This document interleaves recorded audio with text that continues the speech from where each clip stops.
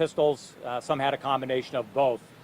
The trooper made inquiries as to their driver's license status, asked them to produce relevant firearms licenses, and the individuals indicated that they had neither, or that they did not have them on their person. The trooper, given the situation, there were approximately 8 to 10 of these individuals, requested backup immediately. Backup responded both in the form of MSP backup and local assets that responded to assist the troopers. Further inquiry was conducted with the individuals that had been stopped in the breakdown lane. At some point during this interaction, a number of those individuals alight into the wood line with their firearms. A perimeter was quickly established, both with local assets and MSP assets. I'd like to thank the NEMLEC team that responded, as well as the Massachusetts Stop Police team that responded. A hard perimeter was set. During the course of the morning as this evolved, ultimately 2 individuals were located in the wood line. One was armed. Those 2 individuals have been taken into custody and are under arrest and are being processed now. We are currently engaged with the subjects through our hostage negotiation team. We are talking with the subjects, some that are in the woods, some that are still at the vehicles in the breakdown lane where the original interaction occurred, and we are hopeful that we will be able to resolve this peacefully with them. We're committed to a negotiation with them, having a conversation. We're going to utilize time. Time is our ally in this, and we will certainly utilize that. That being said, motorists in the impacted area can expect significant delays as Route 95 northbound and southbound are currently shut down.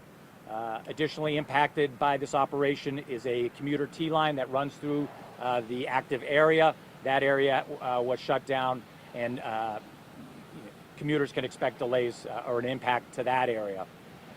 So that's the current status of the situation. I just left with the command post, left the negotiators, and again, they're having conversations with the individuals there at the impacted area.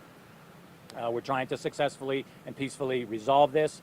I've had an opportunity to see some of the body-worn camera footage that was shot of the initial interaction. I've very briefly looked at that. I've seen the initial interaction between the trooper and the individuals in the breakdown lane. And I have to applaud the actions of the trooper, very patient, very understanding with them, very adept at de-escalation. And so I'm confident that that mindset and methodology will permeate the entire negotiation that we have with these individuals, and we'll be able to successfully resolve this, and we look forward to doing that. I'll now turn it over to the local chiefs, and they can explain some of the impacts upon their communities. Thank you. Chief Scory. Good morning, everyone. Wakefield Police Chief Stephen Scory.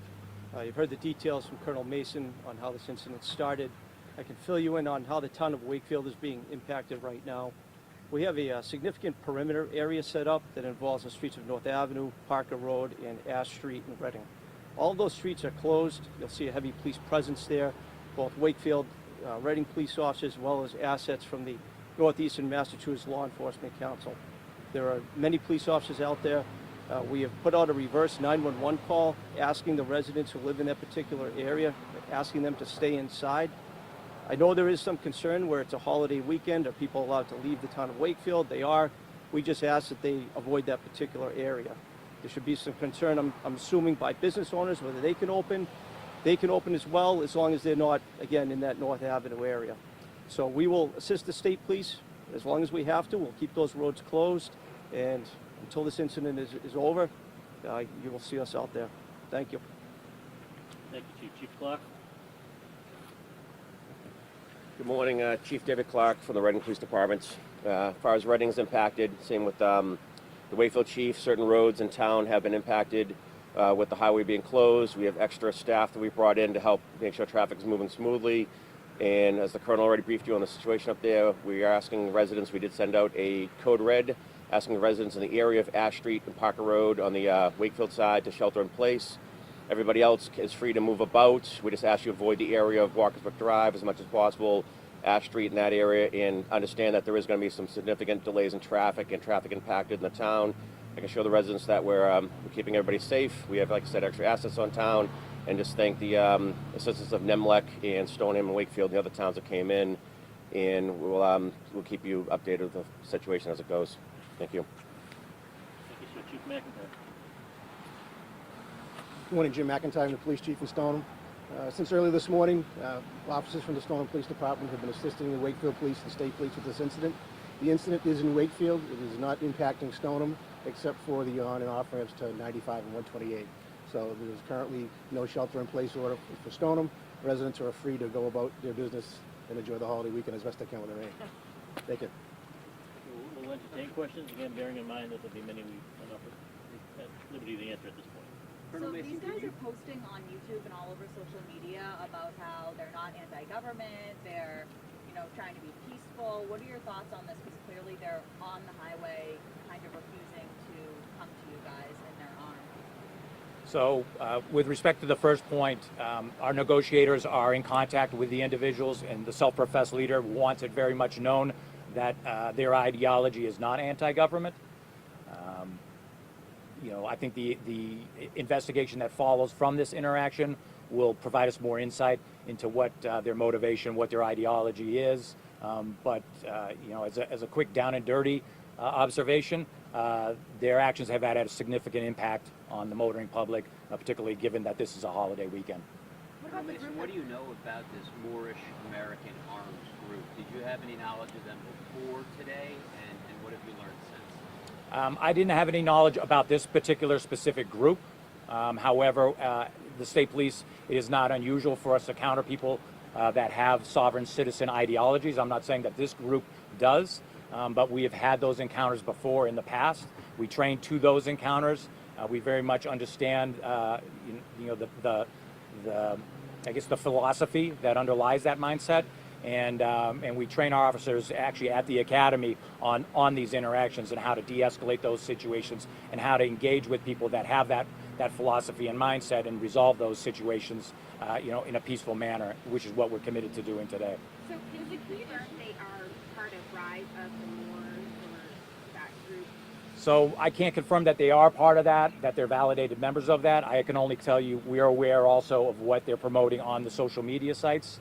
And so, they identify as they identify is, I guess, the best way for me to put that. Did they indicate why they were wearing military and tactical gear? They indicated in their initial contact with the trooper that they were traveling from Rhode Island to Maine for quote-unquote training.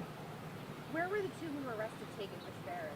I'm not going to disclose where they are now, and that's by design.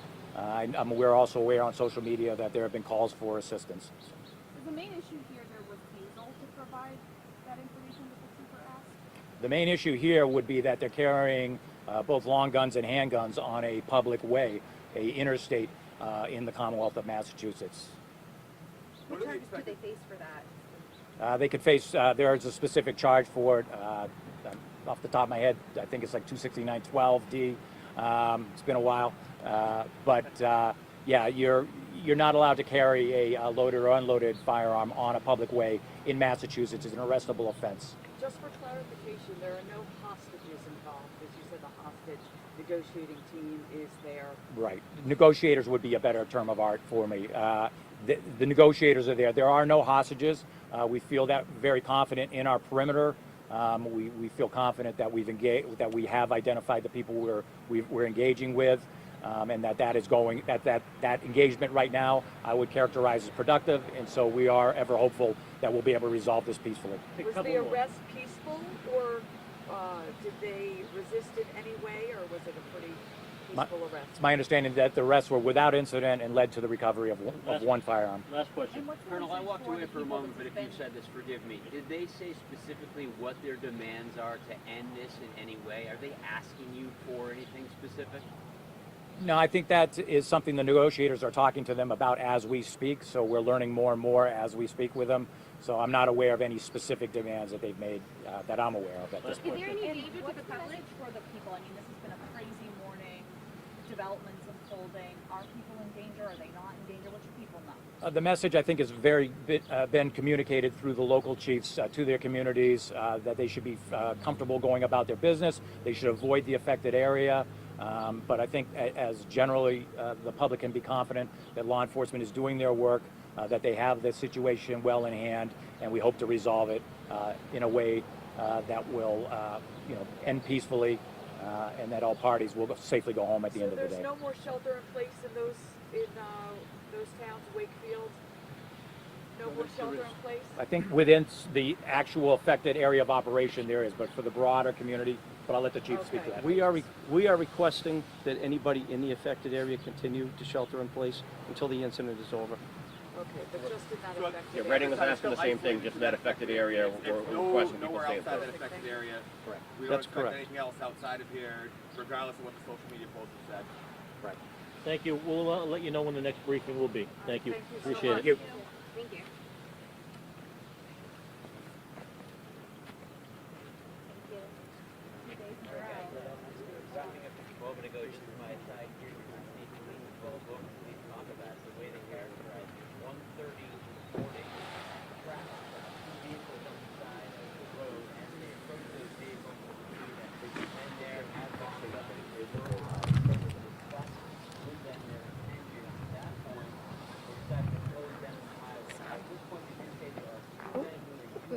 They're gonna want us to do.